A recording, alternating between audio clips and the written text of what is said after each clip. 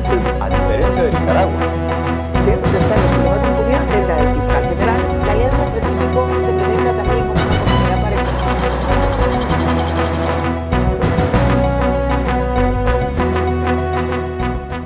Un gusto volver a estar con ustedes en el espacio Fernando Aguayo América.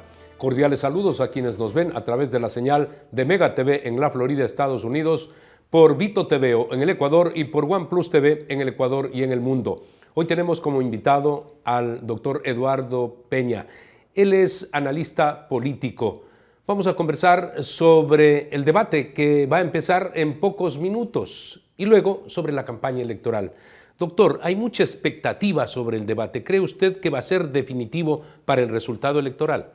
bueno, definitivamente. Veo que las nuevas generaciones están muy interesadas en ver este tipo de procesos democráticos y si vemos lo que pasó en el debate anterior, es evidente que va a influir de manera importante el desenlace de estos dos candidatos, va a incidir en las intenciones de voto.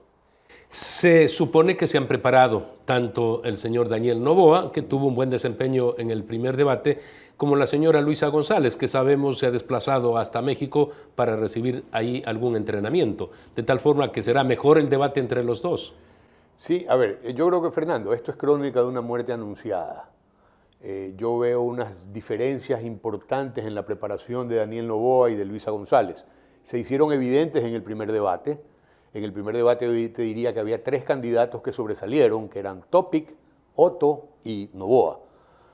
Hoy, digamos, Luisa nunca sobresalió en el debate anterior y yo creo que lo que vamos a ver hoy es crónica de una muerte anunciada. Pienso que el debate va a favorecer ampliamente a Daniel Noboa.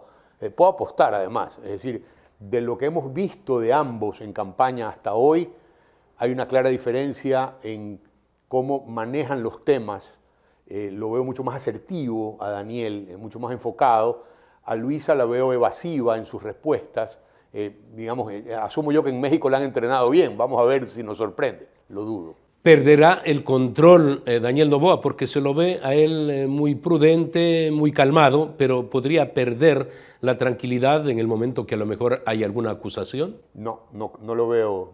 Lo veo muy enfocado, muy tranquilo. Lo veo hasta ahora con una diferencia importante.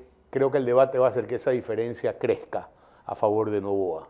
Hemos visto debates a nivel internacional y se tienen que increpar porque acá como que se está tratando de que no se dé ese tipo de intercambios. Sí, bueno, en el primer debate creo que las reglas eran diferentes. No nos acabó de gustar mucho el formato del primer debate. Yo creo que Ruth del Salto es una mujer mucho más entrenada para este tipo de situaciones. Además, solo tienes a dos. Ordenar a 8 candidatos debe ser mucho más complicado que ordenar a 2. Y yo sí creo que va a haber interacción entre los candidatos. Y yo espero que sea, pues, digamos, formal, sin ataques, digamos, bajo la mesa. Pero cualquier cosa puede pasar. En todo caso, repito, yo creo que este es el INRI para una candidatura como la de Luisa, porque veo una mucho mejor preparación en Noboa que en Luisa. Falta poco tiempo, sin embargo hay quienes dicen que las diferencias no son tantas y que en las encuestas el más menos de error podría llevarlos a un empate técnico. ¿Cree usted que esto se puede dar? Yo lo dudo, Fernando, porque mira tú, cuando tienes una intención de voto, voy a tomar números 55-45, asumamos que esa es la diferencia, y hay muchos indecisos que son los que van a inclinar la balanza para uno o para otro lado. Pero lo que te y que se van a decidir el día de las elecciones. Y se van a decidir, claro, frente a la papeleta. Pero esa decisión va a tener un porcentaje muy similar a los que ya decidieron, porque son parte de un mismo universo. Es decir, no es que van a venir a votar unos señores del Perú a votar al Ecuador, no. Estos indecisos es muy probable que se repartan conforme la muestra maestra, que es lo que tenemos ya en repartición, y que hablan de un 55-45 o algo parecido. Daniel Noboa ha tenido presentaciones en donde ha enfocado los temas, estos fundamentales, los que tiene el país y que tiene que ser resuelto por un presidente de la República. En el caso de la señora Luisa González, ha insistido en esto de recordar el pasado, de que estuvieron 10 años en el poder y que hicieron muchas cosas. ¿Cómo cree que va a calificar la gente el día de las votaciones esas dos posturas absolutamente diferentes? A ver, si te pones a pensar, son 10 años de Correa más 4 de Lenín Moreno de la misma tendencia. Son 14 años. Hoy vivimos una muerte cruzada porque a Lasso no lo dejaron terminar un gobierno de 4 años, de una tendencia diferente. Por las razones que sean, ya no estamos para calificar. Finalmente fuimos a muerte cruzada, pero sí esa tendencia que está más bien orientada a Daniel Noboa, léase centroizquierda, dice él, yo diría centroderecha, quizás, no importa el calificativo, es una tendencia diferente a los 14 años previos. Entonces yo pienso que los 2 años y medio que tuvo Lasso no le van a hacer mella al péndulo. Es decir, yo pensaría que los electores se van por una alternativa, primero más joven, y segundo, son tiempos muy complicados para el Ecuador. Y eso requieren de acciones diferentes. Yo creo que la gente está cansada del mismo historial político que tenemos, de esos líderes políticos que nos han acompañado los últimos, 20 años. La gente quiere algo nuevo. Y creo que Daniel Noboa representa esa novedad. Es un empresario que ha decidido venir a la arena política, que no necesitaba venir porque es un tipo que tiene mucho dinero. Es decir, yo no creo que venga a enriquecerse a costa del Estado ecuatoriano, sino más bien a generar un cambio. Es un hombre joven, un hombre con experiencia, sabemos él maneja empresas, no se relaciona mucho con el tema de las empresas de su padre, porque él ha sido muy claro, ha dicho, yo también he creado empresas. Y el Ecuador requiere actualmente de personas que en la práctica sepan cómo resolver, he dicho, esos agudos problemas. Por ejemplo, la falta de trabajo, la seguridad. ¿Usted cree que en 1 año, 8 meses podrá lograr algo en estos ámbitos? Bueno, yo esperaría que sí. A ver, es un tema muy complejo porque para hacer un poco historia de lo que está pasando, en la consulta votamos, la mayoría estuvo a favor de cerrar el ITT, que es un ingreso de 740 o 760 millones de dólares del presupuesto. Una merma en los ingresos para el Ecuador. Que ya viene con un déficit de alrededor, o va a terminar el año, dicen los entendidos, como en 5.000 millones de déficit. Entonces, ciertamente no es un panorama halagador para un gobierno que va a ejercer 18 meses de mandato. Sin embargo, en las alternativas que tenemos, yo veo con mucho más posibilidades de hacer cosas mejores para el Ecuador en Noboa que en Luisa. Entonces, siendo que la realidad es dura y complicada, y yo diría que el primer tema que preocupa a los ecuatorianos es el tema de seguridad. Es decir, todos hemos visto este índice de asesinatos por cada 100.000 habitantes, cómo se nos ha subido de manera importante, y lo que los ecuatorianos quisiéramos es recuperar esa paz que teníamos antes. Y antes me refiero quizá en el siglo pasado, donde no veíamos estas peleas de mafias, narcotraficantes, ni de lobos y tiguerones y qué sé yo. Él ha puesto énfasis en una relación con Israel cuando se le pregunta sobre el tema de la seguridad y uno dice, a ver, con los Estados Unidos hay una relación importante, hay un memorándum de 3.200 millones de dólares de aporte de los Estados Unidos, en materiales por supuesto, y él dice sí, pero otros países también, y siempre se refiere a Israel. ¿Tendrá ya conversado, planificado, simplemente tendrá que concretar si llega a la presidencia de la República? Sí, a ver, yo creo que sí. Yo creo que Daniel es un individuo que no da puntada sin hilo. Alguna conversación debe tener, porque acuérdense que él es un empresario internacional, él ha estado vinculado con temas marítimos. Es decir, él... ¿Usted cree que tiene un plan conversado con Israel? Puede ser con Estados Unidos, con Israel y quizás algún otro país más. O sea, yo no limitaría a estos dos que sí son pues muy destacados en el control de seguridad, pero sí podría aventurar de que por ahí las soluciones que nos plantea Noboa se encaminan a tener una ayuda internacional importante. Esa pelea, Fernando, es una pelea muy complicada. Pelear contra el narcotráfico es una vaina que el Ecuador solo no la puede afrontar, definitivamente. Y tiene que ser interinstitucional. Todos los ecuatorianos tendríamos que estar en esa lucha. Si la justicia no apoya, si la justicia no hace bien su trabajo, difícilmente podamos tener logros o triunfar frente a la delincuencia. No, totalmente de acuerdo. De hecho, ¿qué logrará hacer en ese plan? Bueno, vamos a ver. O sea, acuérdate que ahí también es un esquema muy complejo. Ese tema de que los jueces liberan a estos pillos, a los extorsionadores, a los asesinos o a estos delincuentes que tienen esta suerte de puerta giratoria en la cárcel. Entran y inmediatamente, o porque la fiscalía no puso una coma, o porque el abogado dijo que lo cogieron sin la pistola en la mano, entonces pueden salir inmediatamente y ese es un tema que hay que afrontarlo. Vamos a ver cuáles son las soluciones que nos plantean o que nos plantea este nuevo gobierno. Definitivamente el gobierno de Lasso no pudo controlarlo, es evidente que no ha podido, y nos debe. Yo creo que ese personaje que buscara, ese Clemente Yerovi del siglo XXI que en algún momento pensamos que podía ser Lasso, ya no fue. Ojalá sea Noboa. Los informes que vienen desde el extranjero sobre seguridad son muy malos. Ahora nos ubican entre los 10 países más violentos en el mundo. Bueno, es que sí, nos hemos ganado ese triste calificativo, pero digamos es porque estas mafias internacionales tienen unas chequeras inmensas. Entonces, de ahí que el Ecuador por sí solo no va a poder luchar contra esto.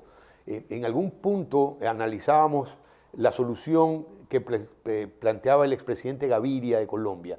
Él decía, es que vamos a tener que formalizar el consumo, es decir, legalizar el consumo de drogas como la cocaína para quitarle ese componente violento de tráfico, de manera que si logramos gravarlo, o sea, cobrarle impuestos a estos, tal cual se hizo con el alcohol en el siglo pasado. El doctor Carlos Julio Manuel en un programa de hace un mes hizo referencia histórica precisamente a esto, en la analogía cómo se legalizó el licor en los Estados Unidos, y hablamos mucho del tema también de la droga. Entonces, ¿Usted claro, cree que ese es el camino? Mira, adictos hay así como alcohólicos hay. Lo que hace el gobierno o el Estado en este caso es cobrar un impuesto al alcohol que se venda libremente, pero con ese impuesto puede prevenir a que que los niños, los adolescentes no puedan comprar alcohol hasta que tengan 18 años e invertir en clínicas de rehabilitación para los alcohólicos. Cosa similar podría ser con la cocaína. Es decir, grabas la cocaína de manera que puedas comprarla en una botica si eres adicto, pero a la vez con el impuesto que genera este cobro sobre esta sustancia que ya sería lícita, puedes implementar programas de prevención y programas de atención para los adictos. Doctor, muchas gracias. Muy amable. Amigos, tenemos que hacer una pausa comercial. Retornamos, tendremos una segunda entrevista. En la Clínica de Ojos Dr. José Sacotonavia contamos con un equipo de profesionales altamente capacitados a la vanguardia tecnológica, brindando una atención personalizada y con calidez. Recuerda que los ojos son la ventana de la vida. Cuídalos.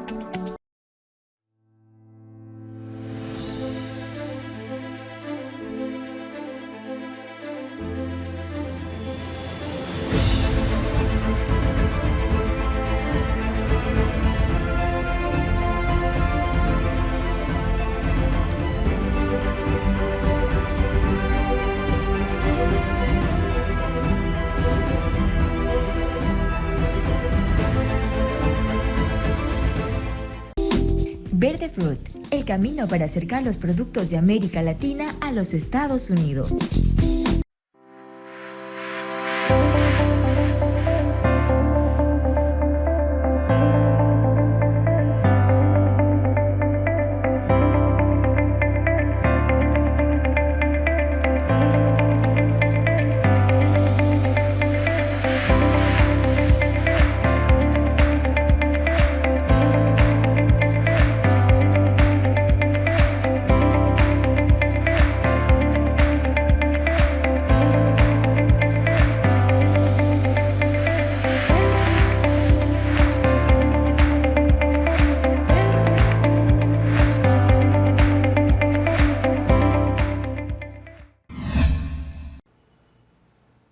Nuestro segundo invitado es el economista Fausto Ortiz, exministro de Finanzas, experto en esta materia, hace opinión pública. Cuando empezó el gobierno del presidente Guillermo Lasso, dijo que iba a poner la casa en orden. Pasaron los meses y se dijo que se había logrado. En la actualidad, ¿qué está sucediendo a 2 años y un poco más de gobierno? Sí, gracias, Fernando, por la entrevista. El gobierno toma la base de cómo quedó el país en el tema de la pandemia, que era un déficit fiscal de 7.000 millones de dólares, y fue consecuencia de que perdimos 2.000 millones de dólares en ingresos por impuestos y 2.000 millones de dólares por ingresos de petróleo. Por lo tanto, el déficit fiscal que teníamos en esa época era 3.000 y se fue a 7.000. Superar la pandemia, hubiéramos esperado que el déficit fiscal de 3.000 millones caiga. Y estamos terminando el año actual con un déficit fiscal que se espera que sea entre 4.000 y 5.000 millones. Es decir, al final del día el déficit fiscal no se pudo mejorar frente a la situación prepandemia. Y también la economía se cae cerca de 8% en el año 2020 por la pandemia y se recupera recién al final de este año al nivel prepandemia, cuando el resto de América Latina, el resto del mundo, Colombia, Perú, otros países, se recuperaron en un solo año. Entonces, difícilmente, si nos ha tomado 3 años recuperar la economía ecuatoriana, difícilmente uno puede esperar que en esos 3 años, de los cuales 2 años y medio es el presidente Lasso, la situación económica haya mejorado, como por ejemplo el empleo y otros elementos más. Desde el inicio, el gobierno del señor Guillermo Lasso dijo que iba a ser austero y que iba a poner la casa en orden, que iba a bajar el déficit fiscal. En estos momentos, ¿a qué se puede atribuir que no se ha logrado esos propósitos? ¿Qué ha sucedido? Otros países tenían una situación fiscal bastante bien manejada, bastante cómoda, y pudieron en la época de la pandemia expandir el gasto y tratar de paliar la situación. Nosotros veníamos con 8 años un déficit fiscal en promedio de 5.000 millones de dólares. Y entonces justo nos da plata el Fondo Monetario y el Fondo te dice, te doy plata, pero te ajustas. Y entonces vino el ajuste del Fondo Monetario en la época que no debimos habernos ajustado, porque era la época que necesitábamos más bien expandir un poco el gasto para poder controlar algo el gran problema que tenemos por la pandemia. Y entonces, pero estamos hablando del acuerdo que firmó el presidente Lenín Moreno y que luego tuvo que seguir en la negociación el presidente Lasso. Claro, se firma en septiembre del 2020, nos dan 7.000 millones de dólares, nadie más nos dio plata y nos dieron plata cuando el resto de gente estaba cobrando, China y otros multilaterales y otros estaban cobrando, y era el fondo el que nos lanzó la boya de salvación.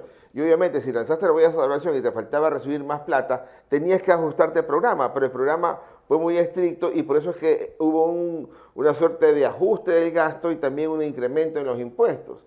Y entonces eso difícilmente iba a poder ayudar a que la economía repunte. Salimos del programa con el Fondo Monetario y el gobierno no pudo expandir el tema del gasto. De hecho, la obra pública de este año 2023, que está presupuestada en 1.800 millones de dólares, es idéntica al gasto del Plan Anual de Inversiones del año previo, los mismos 1.800 millones. Y no solo es que no incrementó el gasto, sino que el gobierno va lentamente en la asignación y entrega de los recursos. Y eso hace que, por ejemplo, para este año, que el gobierno esperaba un año atrás que sea el crecimiento económico 3%, luego lo ajustan al 2.6% y hoy día lo están planteando que sea 1,5%, que no va a ser 1,5%. Lo más probable es que estemos hablando de 1%. La crisis económica del Ecuador puede encontrar justificaciones en factores externos como la prolongada guerra por la invasión de Rusia a Ucrania. Recordemos que nuestro país vende banano a Rusia, pero también importamos insumos para el sector agrícola. Son productores esas naciones de este tipo de elementos. Cuando hablamos de la guerra de Rusia y Ucrania, que ya tiene algún tiempo, ¿no? Ya debemos estar para un segundo aniversario de la guerra seguramente. Y entonces decíamos, exportamos hacia Rusia el 75% de la exportación bananera. Vamos a perder 1.000 millones de dólares, alguna cosa así, porque estábamos exportando ya en esa época más de 3.000 millones de dólares en banano. Y entonces resultó que no nos pegó tanto porque a Rusia se pudo llegar con nuestro banano a través de ciertos bypasses y pudo funcionar. Más bien después fue que nuestro banano se cayó el año pasado y este año estamos ya recuperando. Es decir, al final del día lo que pasó en banano no fue tan obligado por el tema de la guerra. Hubo otros factores, ¿no? El tema de otros costos.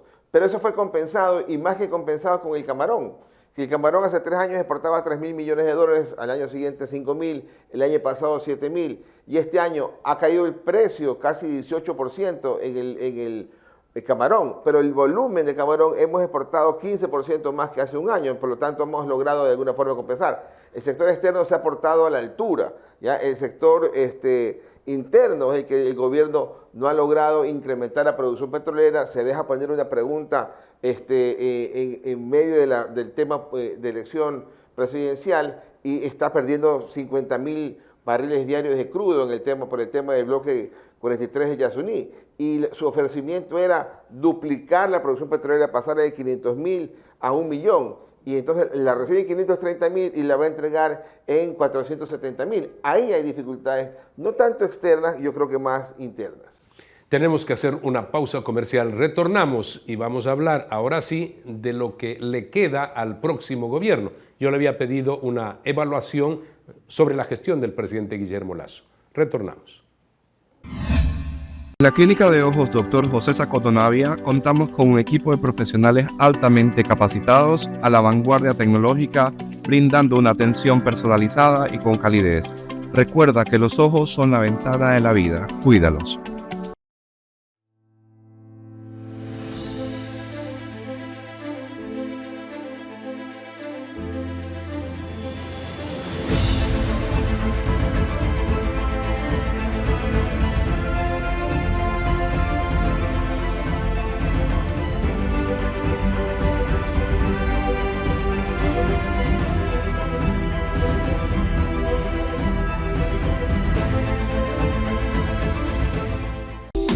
Verde Fruit, el camino para acercar los productos de América Latina a los Estados Unidos.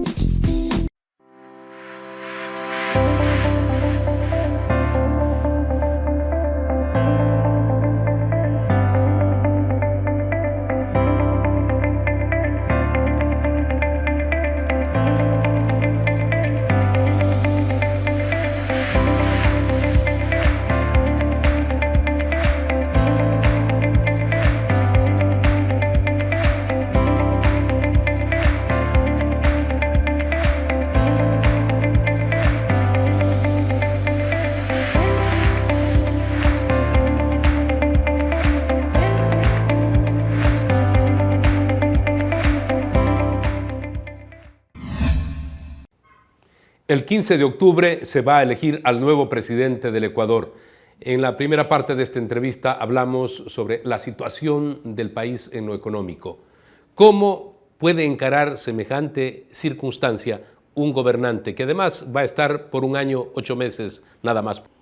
Sí, el gobierno puede hacer bastante más en esos 16 meses o 18 meses que tiene por delante que los años previos que hemos tenido con el presidente Lasso. Es decir, se pueden hacer cosas, ¿no? Se pueden hacer algunas cuestiones. La gente está clara que necesita enfocarse en el tema de la seguridad, necesita enfocarse en el tema de la estabilidad económica y quizás un poco el crecimiento económico, que es la gran dificultad que tenemos para la generación de empleo. Depende del administrador, del ejecutor, del presidente de la República. Eso es lo que nos está diciendo usted. Totalmente, depende de él, porque hoy día si queremos tener financiamiento más barato, uno debe decir, vamos a hacer las cosas de tal manera que cuando nos toque pagar la deuda externa en bonos el 2026, que es el primer año que nos toca pagar los 3.500 millones de un bono que vence en el año 2030, entonces vamos a decir, vamos a dejar las cosas hechas para que se pueda pagar ese bono. Entonces el riesgo país tiene que tender a bajar, y si el riesgo país baja, consigo financiamiento más barato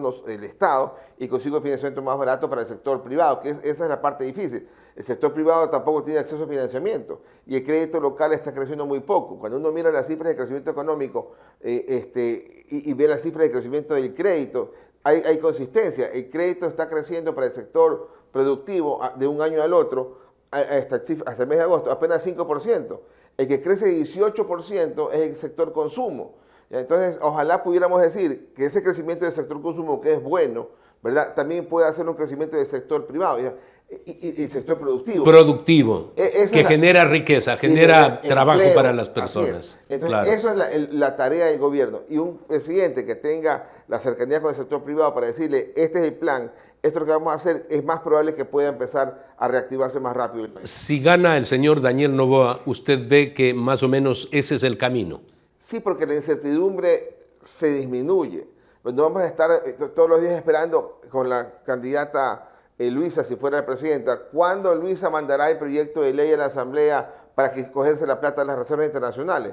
¿Cuándo Luisa mandará el proyecto de ley a la Asamblea para subir el ISD del 2% que estará el 1 de enero al 5, 7, 10, 15? Impuesto que se ha reducido y que de pronto lo pueden volver a incrementar. Claro, entonces si vamos a estar con la incertidumbre, esa incertidumbre paraliza. Y lo peor que podemos hacer en un país que está estancado es profundizar la paralización.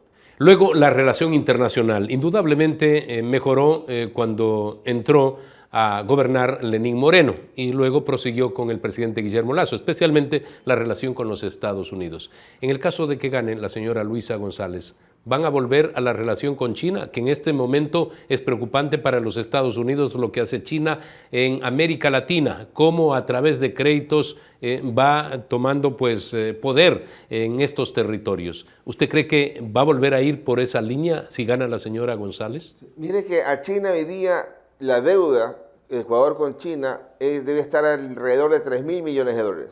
Era de 4.000, que eran 5.000, creo que quedó en 4.000. En el peor momento llegamos a deberle 10.000 millones a China y estábamos entregándole todo nuestro crudo en forma de garantía para que cuando exportemos el crudo, China se cobre la plata que le debíamos como país y luego nos dé el vuelto, ¿no?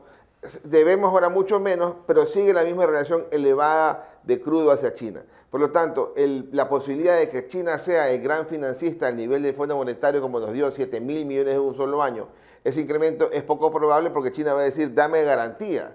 Y no tenemos así garantías, entre comillas, para poder entregar. La relación política puede ir surgiendo con este gobierno con el otro, pero financiamiento, que es la parte complicada para el nuevo periodo presidencial, es el que hay que determinar. O es China sin la garantía, o es los multilaterales, o es el mismo Fondo Monetario sin un programa tan estricto, o son los mercados internacionales. Es financiamiento, porque si tienes un país que tiene un déficit fiscal de 4.000 millones, más 1.000 millones que le puedas meter de las ofertas de campaña, 5.000 millones, tienes que ir a buscar financiamiento que localmente no está. Y no sirve la plata del Seguro Social, porque ya bastante plata la han sacado y el Seguro Social ya empieza a sentir los estragos de la liquidez que también quisiera tener para poder atender sus necesidades urgentes.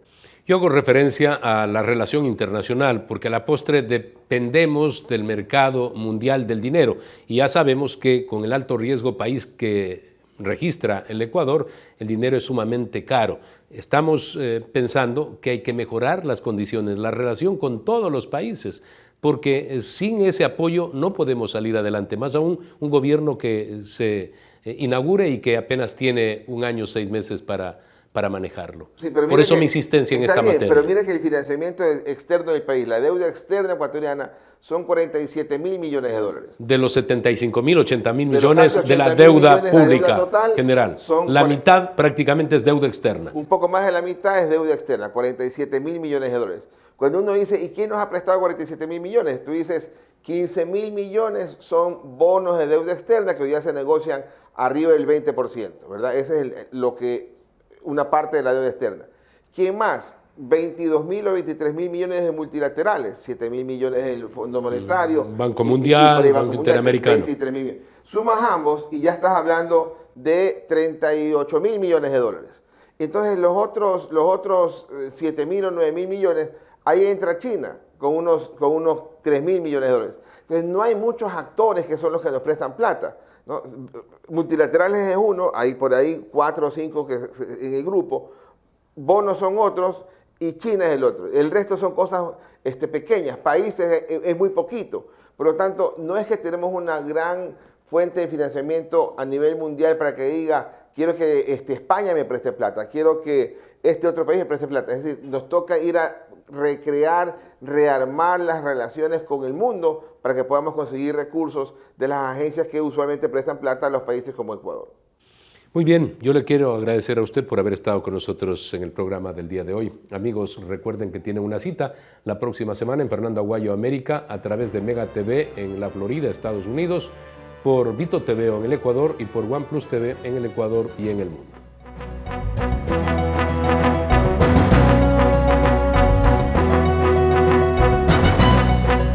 Verdaderamente cuando uno se encuentra con un mal administrado, por lo tanto el resultado un país que nos dice que la democracia puede, a diferencia de Nicaragua,